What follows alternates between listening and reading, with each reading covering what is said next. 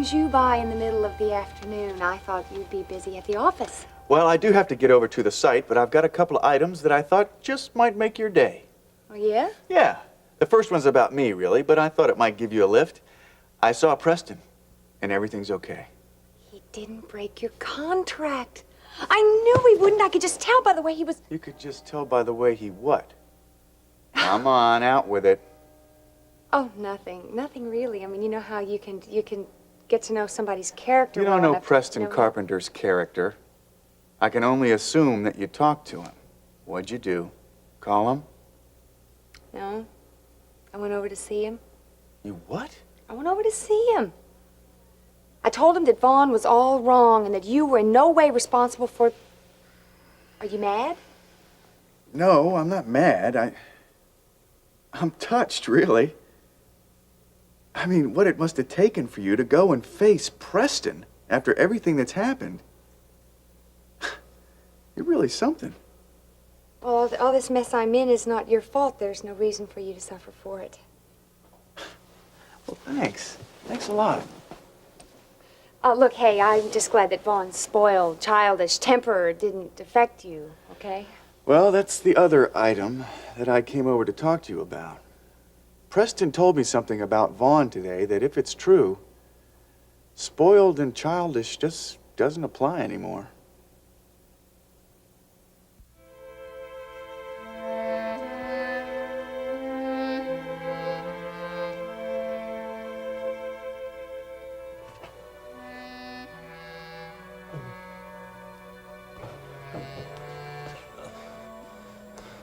Brian, the surgery, is it over? Did it go okay? Fine, don't worry about it. How's your hand? It's the same. Almost no mobility and lots of pain. Ben, has this happened before? You told me that Jack Egan released you because your hand was back to 100%. He did. Then what happened in the OR? Why couldn't you use your hand? Oh, it just cramped up on me. But I thought all the effects of that injury were gone. This isn't a result of that old injury. Well, if it's not, then what in the devil happened in the OR? Ben, you have 2 surgeries scheduled for tomorrow. Now, I think I had better do them myself or cancel them for you. No! Now, I know what caused this, and I know how to put a stop to it.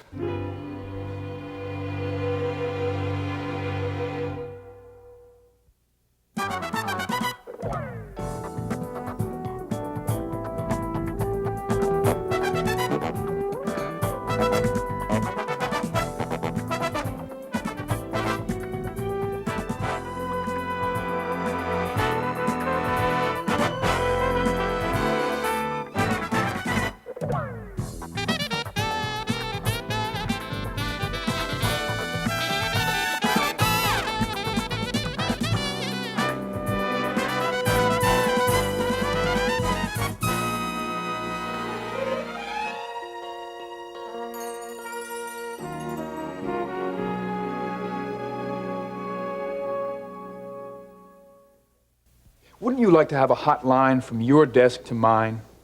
You'd know about every lobby, every political deal coming down, who to pressure, who to pamper. You're not the only source for that kind of information. No, but I have the key that other sources cannot offer you. Like what?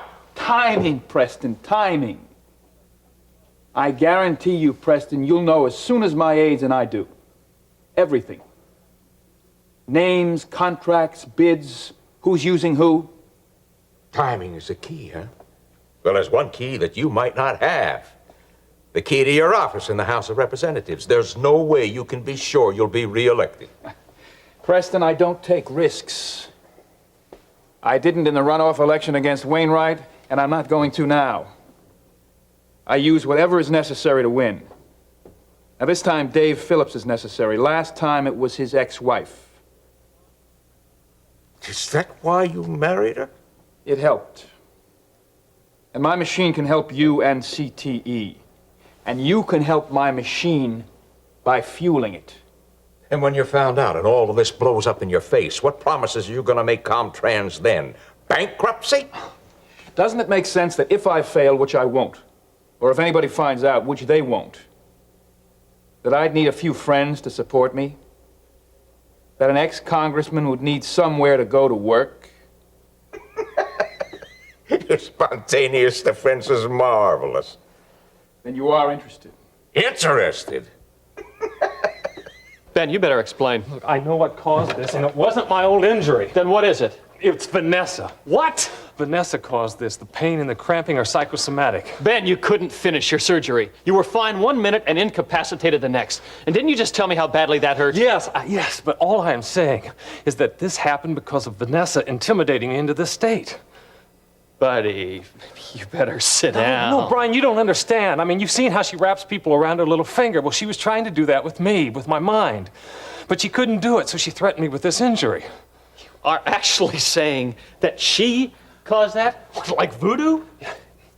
Look, what I am saying is I thought I was too smart for her, but she was busy planting these seeds of fear and doubt in my subconscious.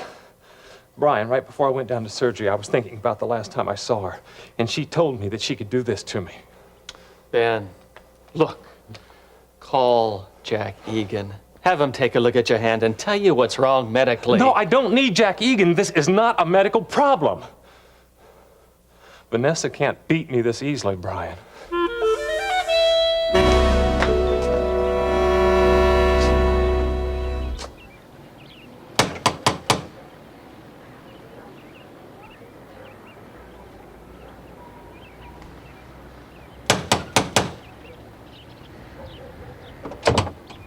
Nancy. Hi, Stacy. Hi. Hi. Hello. Is there something that I can do for you? I'd like to talk with you for a couple of minutes. Would you mind if I came in, actually? Well, I'm really kind of busy right now. Well, it's really important. It's about Dr. Fazan and Dolny. I prefer not to talk to Now, either wait a one of minute. them at a Stacy, time. look, it's very important. When Dr. Fazan was over here last night... What did you just say? Well, when she came to see you last night, I just wanted Vanessa to know... was here?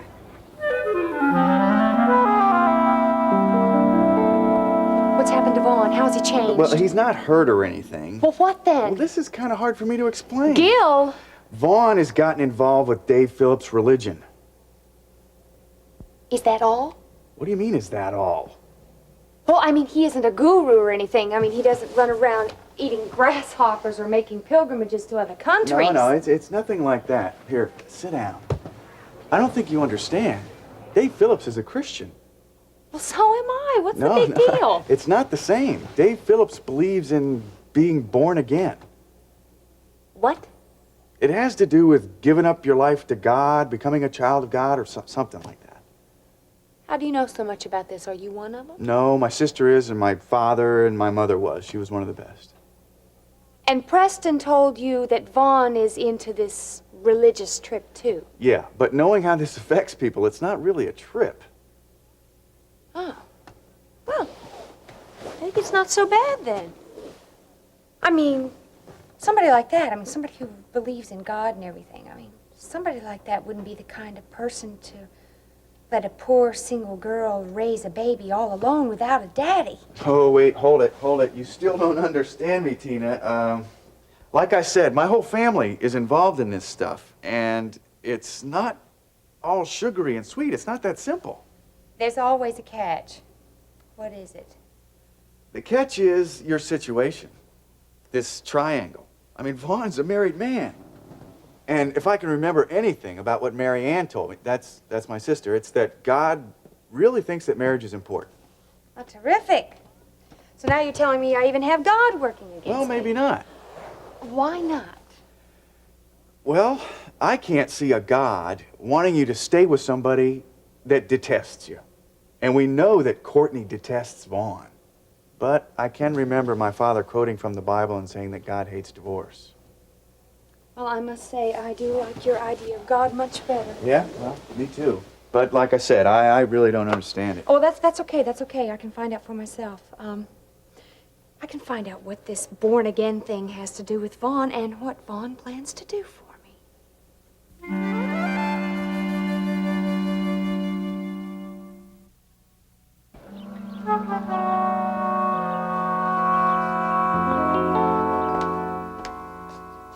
Please, have a seat. Oh, thank you. Nancy, you said that Vanessa was here last night. Yeah, she told me this morning that she came to see you last night, and I just wanted to ask you a couple of questions about that, but, Stacy, something wrong? Vanessa Fazan has never been in this house. Yes, she has. She told me herself. Well, she's wrong. Well, she said she came here to set you straight about... Straight? What are you talking about? Look, you're obviously upset about something, so look, I'll just come another day, all right? No, I'm all right. Please, just tell me what she said. Everything. Well, as I said, she was just very specific about saying that she had come here last night. Why? Why did she say that? Were you talking about my problems? Oh, no, nothing like that. Then why did my name even come up? Well, Vanessa thinks that you had something to do with Jean's story that came But out the in Chronicle. byline said Jean Redlin. Well, yeah, I know, but she felt that you had somehow had something to do with it, and so she came over here to tell you to stay away from it. Don't you remember talking to her? Nancy, she was not here. I am certain of it. I mean, I'd remember if somebody had visited me in my own home, wouldn't I? Look, you know, I'm not a spy for Vanessa. You don't have to hide anything from me. I am not hiding anything. I don't remember anything that happened last night after the dinner. Well, think back. Maybe something unusual happened. Yeah. I slept on the sofa last night. Is that unusual? For me it is. I've never liked sleeping anywhere but my own bed. And I woke up wearing the same clothes that I'd worn to the dinner last night. Well, that couldn't mean anything, really. Unless What? Unless Vanessa practices hypnosis. Does she, Nancy? Does she use hypnosis in her sessions? Yeah, I suppose she does. She's certainly got a power over people. Yeah, but I don't see I that do. At least I'm beginning to. Stacy, you're scaring me. What are you talking about? If what I think is true, it's twice as scary for me. Well, I know I'm going to hate myself for asking this, but what? What are you thinking? Vanessa did come here last night. She hypnotized me. She changed my thinking on Domi, and then she told me I wouldn't remember her visit. What? She must have been afraid of what I was going to tell Jean Redlin. What were you going to tell Jean Redlin? That I was... I don't know. I can't remember. Look, Stacy, I don't know if she could do that or not. But one thing I do know, this is scary, and I've had enough. I've got to get out of Domi now. You sure you're not too busy? No, come on in. You're just keeping me from this. I'd like you to meet Eddie, the one-eared wonder. You see, I don't think Scott has any of these animals left that have 2 ears. Yes, and so when this happens, I have to do a little surgery. You see, how do you like my stitches, nurse? There's a lot to this motherhood stuff, isn't there? Yeah, I guess there is. But let me tell you now, they don't cover this part in the training manuals, you know. But fortunately, it's not always quite this demanding. I mean, I really thought I was going to lose Eddie for a while there, but thank goodness they gave him a transfusion. Oh. Hey, you want some iced tea? No, thanks. Hey, by the way, where is Scott?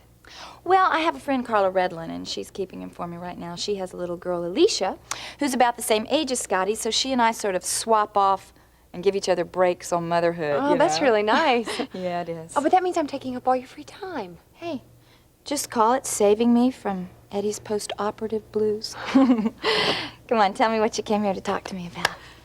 Okay, but I'll make it short. A friend of mine told me that Vaughn has had some sort of religious experience. A religious experience? Yes, it's something like being born again or something like that. Really? Vaughn's been born again? Yeah, you know about it? Well, yeah. Well, I mean, yes and no. I mean, I know about being born again. I don't know about Vaughn's experience. Oh, I thought you would because Dave Phillips was involved. Dave talked to Vaughn about the Lord? I had no idea that Vaughn and Dave were talking about this. I bet that's why Mom called. She was so excited, and she was in a rush, and she didn't give me any details, but this is really great that Vaughn has met the Lord. Look, Lori, see, I really don't understand what's going on, and I was hoping that maybe you could clear up some of the confusion for me. Oh, sure, Tina. Yeah, I'll try to. Okay. How is what's happened going to change Vaughn? Well, he'll probably be more relaxed because he'll feel at peace inside. Peace? Yeah, things won't be so hard for him to cope with. You mean things will always be easy? Oh, no, not easy. Not by a long shot. You see, Jesus will always be able to help Vaughn, no matter what he goes through. Wouldn't that be great? Excuse me? I said I wonder how I'd rate with Vaughn, I mean. Listen, Tina, if you'd like me to Look, talk Lori, to you more. I appreciate everything, but I think it's really important that I find Vaughn now and find out a lot of the details from him. So I really got to go. Listen, sit down for a minute, Tina. Let me tell you one thing before you go. Okay?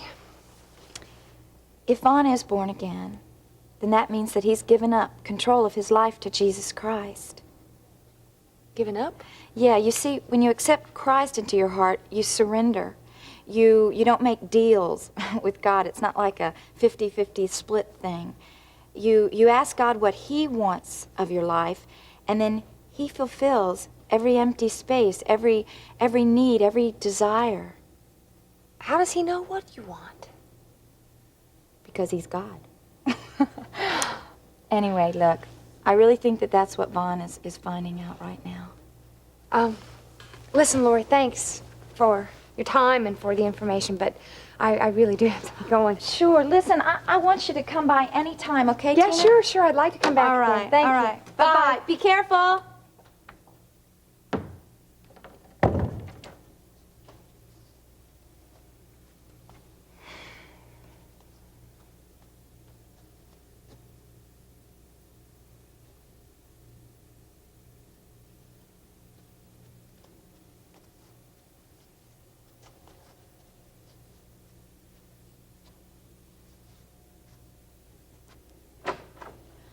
Hey. I missed you. How did your operation go? All these little political favors, these little Billy Doos. How high is the price? Oh, it's really a good deal. Only 70,000. Oh, a mere bagatelle. Only 70,000? Oh, come on, Preston. A man like you has that kind of cash lying around the office. And by the way, cash is probably the most acceptable. We don't want to be able to trace this little transaction. We won't be able to trace anything at all. We'll all see to that, huh? All except Dan Myers. As campaign manager, Dan Myers is in charge only of distributing funds. Betty Parker's in charge of the money and the records. Yeah. Oh, come on, Preston, I'm gonna win. I told you I have everything under control. Dave Phillips, Dan Myers, even Hugh Wainwright. What have you got planned for Hugh Wainwright? Even $70,000 won't make me tell my secrets. Remember, it's your job to fuel my machine. All right, 70,000. I'll be in touch.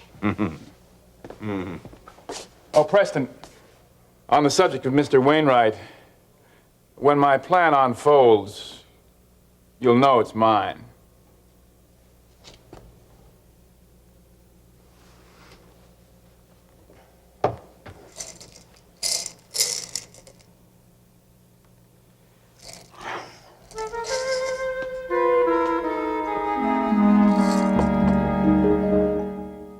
I mean it, Stacy. I didn't understand what was going on, but I've got to get out of Domi somehow.